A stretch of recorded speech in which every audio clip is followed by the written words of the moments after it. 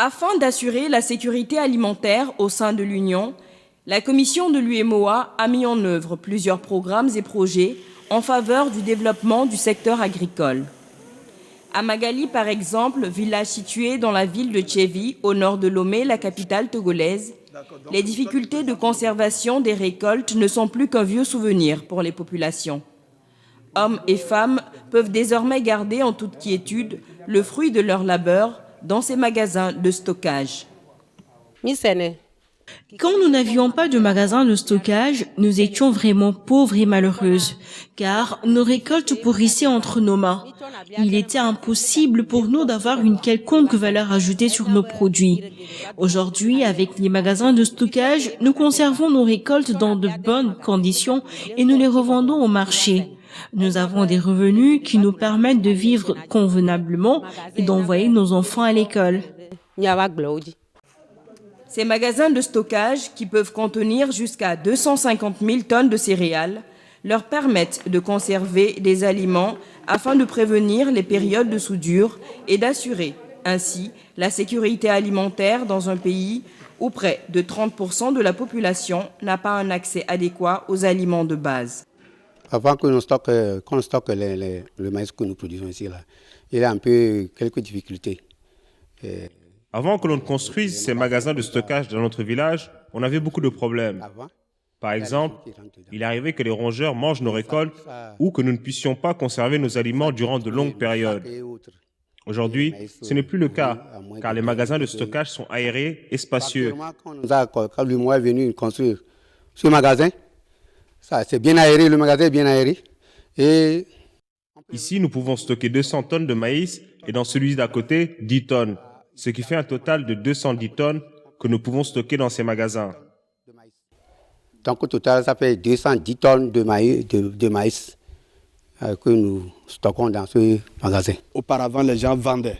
Cela veut dire que tout le monde se retrouvait au marché au même moment avec les mêmes produits. Ce qui rabaissait, ce qui faisait que le prix devenait très moins cher. Maintenant, avec le magasin de stockage, on étudie le marché. Si le produit n'est pas sur le marché, on déverse le produit sur le marché. Ça fait que ça a donné la valeur ajoutée au produit. Ça a fait que les femmes peuvent maintenant vivre de leurs activités. Ça fait que les gens peuvent s'intéresser à l'agriculture.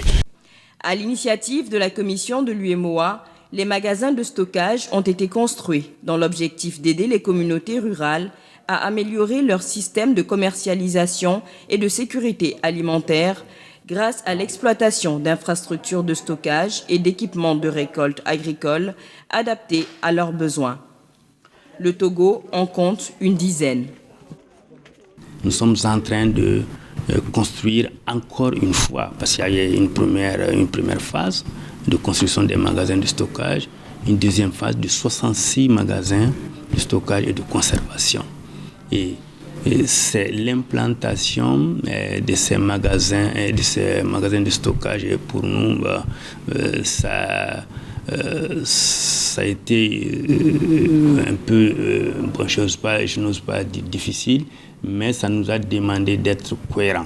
Parce que je veux parler par exemple des magasins de 350 tonnes, qui sont des magasins pour la production. Donc ces magasins ne doivent pas être très éloignés des zones d'aménagement hydro-agricole. Et l'autre magasin le plus important, c'est le magasin pour la sécurité alimentaire, disons de 3000 tonnes. Donc là, nous en avons 6, donc dans chaque région. L'UEMOA a également mis en œuvre au Togo un programme d'appui à la structuration de la filière riz. La région de Kovi, située à une quarantaine de kilomètres de Lomé, fait partie des bénéficiaires. Dans le cadre de sa mise en œuvre, les agriculteurs de la zone ont désormais des machines qui peuvent leur permettre de décortiquer 2 tonnes de riz paddy par jour. On ne fait plus les déplacements. Après avoir séché le riz, on décortique ça en même temps ici. Donc ça nous diminue aussi le temps d'amener le riz là à Kovié de 7 km ici. Oui, on gagne le temps. Et aussi les dépenses. On nous déplace un sac de riz paddy ici, d'ici à Corvier, ça fait 1000 francs. Maintenant, il n'y a plus ça. On fait ça ici en même temps. De sa création à nos jours, la commission de l'UEMOA, par le biais de ses différents départements, s'évertue à travers des actions concrètes à épauler les différents gouvernements des 8 pays membres dans l'exécution de leurs programmes de développement. Ainsi, au Niger, où l'agriculture et l'élevage sont les piliers de l'économie, la commission de l'UEMOA a également mis en œuvre plusieurs programmes et projets en faveur du développement du secteur agricole. Ici, 34 magasins de stockage de récoltes ont été construits dans les 8 régions du pays, en plus d'un laboratoire de semences à Niamey, pour un montant global de 3,6 milliards de francs CFA. Quand le gouvernement nous amène des produits pour la population, tels que la vente à prix modéré, c'était des centaines de tonnes. On n'avait pas des endroits pour les stocker. Et c'était dans nos bureaux, dans les salles de réunion, dans les couloirs de la mairie qu'on les stockait. Et vous voyez, c'est les désagréments que ça peut causer. Et maintenant, vraiment avec la construction de ces magasins, tous ces problèmes-là est résolu. Avant la construction de ce magasin-là, nos producteurs avaient des difficultés de stockage. Le surplus, on ne sait pas là où est stocké. Souvent, c'est des greniers de fortune.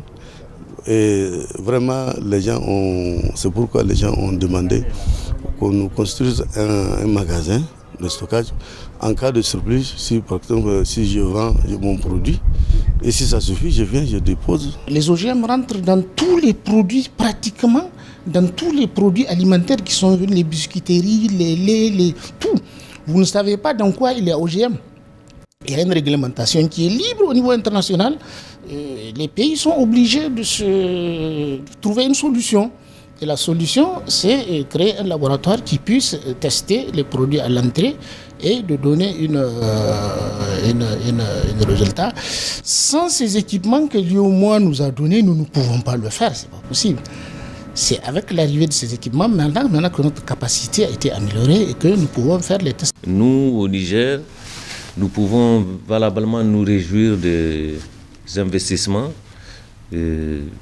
ou des financements plutôt reçus de l'UEMOA qui nous ont permis d'atténuer dans une certaine mesure les difficultés auxquelles sont confrontées nos populations, tant au niveau du volet agricole que du secteur de l'élevage.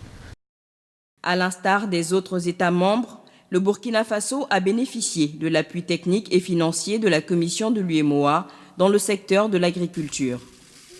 En effet, la commission de l'UEMOA accompagne le monde paysan à travers la réalisation de forages, de marchés à bétail et la construction de bien d'autres infrastructures susceptibles d'aider les agriculteurs à dompter les aléas climatiques.